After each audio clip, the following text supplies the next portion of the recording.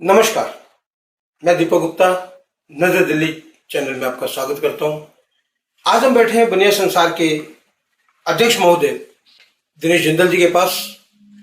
दिनेश जिंदल जी ने और दीपक बंसल जी, जैसे आपको पता है, इन्होंने मिलकर के एक बनिया संसार फोरम की शुरुआत की।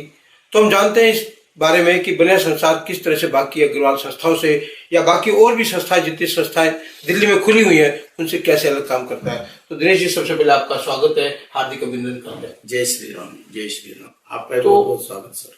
आप इस संस्था के अध्यक्ष महोदय के रूप में हैं, तो आपने यानी कि आपने और दीपक बंसल जी ने मिलकर के और अजय मित्तल जी ने जहाँ तक इस संस्था के एक विचार को रखा, तो ये विचार क्यों आया आपके पास? जैसे मैंने सुना है कि भी बहुत सारी संस्थाएं होती है, अपना कानून खड़ा करने के लोग संस्था खड़ी कर लेते हैं, तो क्या इसके पीछे क्या उद्देश्य रही, क्या मंशा रही आपकी?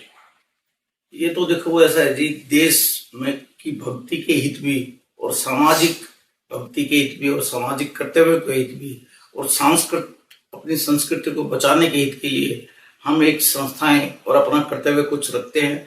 हमारे परिवार के तरफ भी दायित्व है, लेकिन एक देश के प्रति भी दायित्व है। तो कुछ ना कुछ अगर आप देश के आगे बढ़ाने के लिए कुछ करें, तो इसलिए संस्थाएं तो खुलनी भी चाहिए और कार्य होना भी चाहिए, तभी कोई सामाजिक कार्य हो सकता है। ये मेरा मानना है। तो मतलब आपने जैसे संस्था में देश के लिए, सबके लिए, तो बनिया संसार का एक कॉन्सेप्ट माइंड में कैसे आया? बनिया संसार जैसे कि नाम से विदित है, एक वैश्य संगठन, एक व्यापारिक संगठन है। ये कोई व्यक्ति विशेष का संगठन नहीं है। और कहते हैं, रामायण हमारी बोलती है, सामर्थ्य को ना दोष गुसाएं। अगर आपका व्यापार अगर सही चलेगा तो आपका देश, आपका परिवार कैसे ऊंचा जाएगा। इसलिए संगठन को मजबूत करने के लिए, व्यापार को मजबूत करने के लिए, समाज को मजबूत करने के लिए ये संस्था खुली है। और इस संस्था में हमारा बस यही प्रयास है कि जैसे तैसे करके हम इस देश को अपना बहुत ऊंचा लेके जाएं। क्योंकि अगर हमारा व्यापार होगा, हमारी कमाई अच्छी होगी, तो परिवार भी अच्छी तरह से चलेगा और देश भी अच्छी तरह से चलेगा।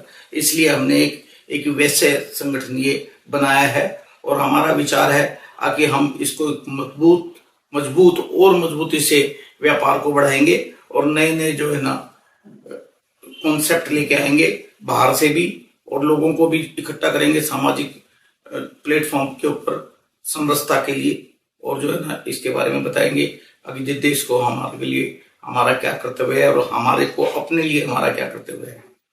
अच्छा, जैसे मैं जानता हूँ, जहाँ तक मेरा ज्ञान है कि बनिया के अंदर एक अग्रवाल संस्था, अग्रवाल समाज आता है जिसके अंदर 18 गोत्र हैं, पर इसके अलावा 371 घटक भी हैं जो बनिया में आते हैं, जिनको ऑल टुगेदर मिला के वैश्य बोल सकते हैं। तो क्या आप सिर्फ अग्रवाल समुदाय को ले रहे हैं या इसमें पूरे 371 घटक जो है उनको भी इसमें शामिल करें अपनी संस्था के अंदर? ऐसा है, मैंने पहले ही कहा, ये वैश्य सामाजिक संगठन है, तो वैश्य में 371 घटक तो आएंगे ही आएंगे। अग्रवाल समाज का एक 17.5 जो गोत्र हैं वो तो है ही, लेकिन बनिया सारे हैं। जो भी व्यापार करता है वो बनिया है। वैश्य का मतलब जो व्यापारिक है वो वैश्य है। इसलिए हमने जो है ना 371 घटकों को भी इसमें हमने जोड़ने का प्रयास कर रहे हैं। और हम सबसे प्रार्थना कर रहे हैं कि आप हमारे से जुड़ो और इस संगठन को हम बहुत ऊंचा ले जाने की प्रयास में हैं और लेके जाएंगे, ये हमारा दृढ़ विश्वास और निश्चय है। अभी जैसे मैं सुना है कि व्यापारियों के लिए संस्था आपकी बनेगी बेसिकली में, क्योंकि व्यापार बढ़ेगा तो देश बढ़ेगा, अभी आपने भी कहा। तो इसमें हम व्यापारियों के लिए क्या खास बात रख रहे हैं, क्या खास बिंदु व्यापारियों के लिए हम सोच के बैठे? देखो, व्यापार जो है ना, एक मेन जो है ना हमारी एक कड़ी है जिससे हम ऊंचा जा सकते हैं। अगर हमारा व्यापार बढ़िया होगा तो हमारा देश ऊंचा जाएगा और विश्व में हमारा नाम होगा। और इसीलिए व्यापार को खड़ा करने के लिए बहुत सी चीजें ऐसी आती हैं जो लोगों की नॉलेज में नहीं होती, उनको हम जो है ना प्रस्तुत करेंगे और उसमें जो है ना जो खामियां हैं उनको दूर करेंगे। और जो है ना आगे बढ़ने के लिए व्यापार में क्या कुछ और होना चाहिए उस पर विचार करके और उसको इम्प्लीमेंट करने की कोशिश करेंगे। यही हमारा संगठन है। और सिर्फ व्यापारिक ही बात नहीं चल रही है अब यहाँ पे, ये हमारा एक सामाजिक संगठन भी है। और सामाजिक संगठन के हिसाब से हम देश में सेवा भी करेंगे और जो है ना शिक्षण के ऊपर भी ध्यान देंगे। बच्चे, गरीब बच्चों, देखो हर जगह एक तबका होता है, गरीब और अमीर। तो जो लो तबके के कुछ लोग हैं उनके लिए हमारा कर्तव्य है कि हम उनके लिए कुछ ना कुछ करें। वो भी हम प्रोग्राम रखेंगे बनिया संसार में। और सबसे बड़ी बात है कि सामाजिक समरसता हमें लेके आनी है और हिंदुत्व को ऊंचा उठाना है।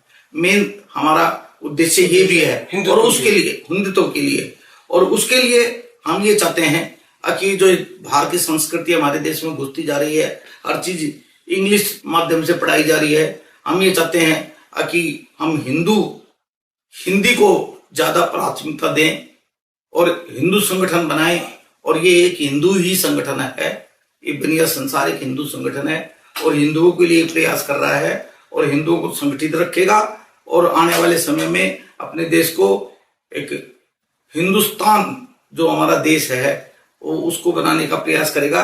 क्योंकि आज तक कोई भी जो है हिंदू राष्ट्र नहीं है, हमारे इस पूरे विश्व में हिंदू राष्ट्र एक भी नहीं है, यानी कि हमारा भारत भी हिंदू राष्ट्र नहीं है, जिसको हम बनाने का प्रयास कर रहे हैं। और ये संगठित होके एक सामाजिक संगठन से ही ये कार्य हो पाएगा। और हम ये चाहते हैं कि हम हर स्टेट में जो है ना ये संस्था का जो है ना कुछ ब्रांचेस खोलेंगे, वहां के लोग जोड़ेंगे और एक जो है ना, देखो काम तो धीरे धीरे करके ही होता है। अभी हमें 1.5 साल हुए हैं इस संस्था को बनाए हुए, लेकिन हम 1.5 साल में जितना अचीव कर पाए वो भी हमारे लिए जो है ना, हम अभी कम मान रहे हैं लेकिन लोग कह रहे हैं कि भी बढ़िया चल रहा है। बढ़िया चल रहा है। हाँ जी।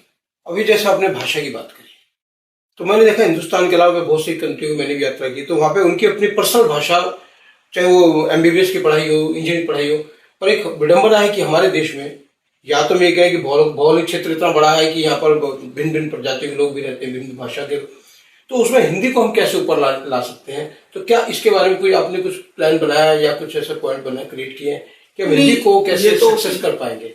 ये तो देखो बहुत प्रयास चल रहा है कि हमारे को जो है हिंदी को ऊपर लेके आना चाहिए और हम लेके आ रहे हैं। आज ये हिंदू सम्मेलन आप देख रहे हैं, कितने हिंदू सम्मेलन हो रहे हैं, इनका मेन औचित्य और मेन मोटिव यही है कि हम हिंदू संगठित हों, हिंदू को प्रायोरिटी दें और इस हिंदुस्तान को हिंदू राष्ट्र बनाएं। तभी जो है ना हम हिंदी को ऊपर लेके आ पाएंगे और हम खुद भी हिंदी में बात करने का प्रयास करें।